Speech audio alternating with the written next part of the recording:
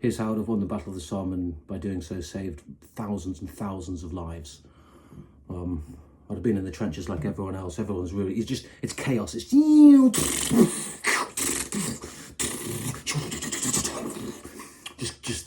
just the sound of hell. Men in no man's land still whimpering from one of the scuffles earlier in the day. But I do manage to maintain my composure. That's crucial, actually, in situations like this. And so the whistle goes, everyone goes over the top. I wait 5 seconds. 1, 2, 3, 4, 5. Because by doing this, I avoid, well, the first lot that go up, it's basically, and you want to avoid that. You want to avoid that like the plague.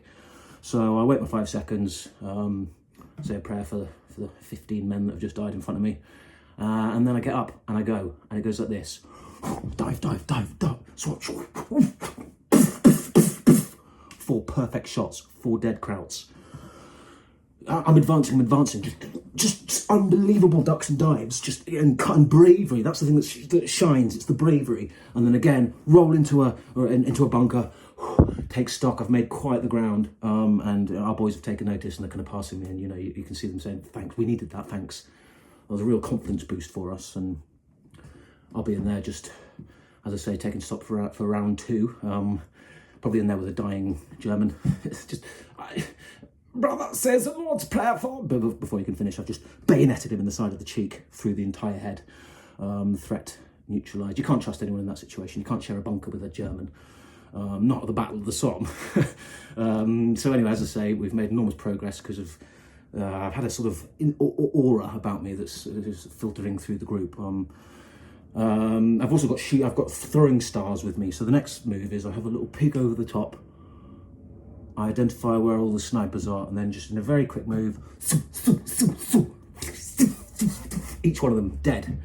There are more snipers and more machine gunnists and so on that I'll deal with, but they were the kind of crucial ones, and it sows confusion into the group. Where did that come from? These were perfect shots. And of course, at that point, I then reveal myself. And they're kind of, the gun is not working. I can't. Because of panicking and so on. I've done a flip over the barbed wire, and while saying, as I'm running towards it, I go, "Krauts on the menu tonight, boys," and I do a flip and I land between 2 krauts, Germans. I don't know if you can call them that. I'm going to call them that for this, krauts, and they're facing that way, and of course, and they've got the helmets with the spikes and the strap, and before they know what's going on, I just turn the helmets this way, like that, and that one like that way. Lean back and just, the spikes just, again, right through the head. Another threat nullified. At this point, it's just grey. But of course, I have to clear the trench, so it's...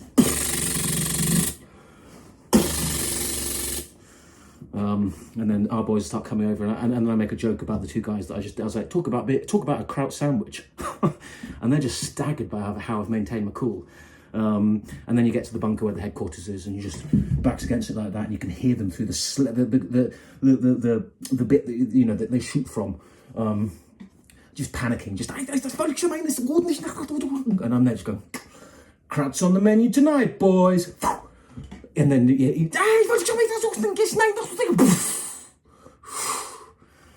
and I think that's pretty much that would have done the job, actually.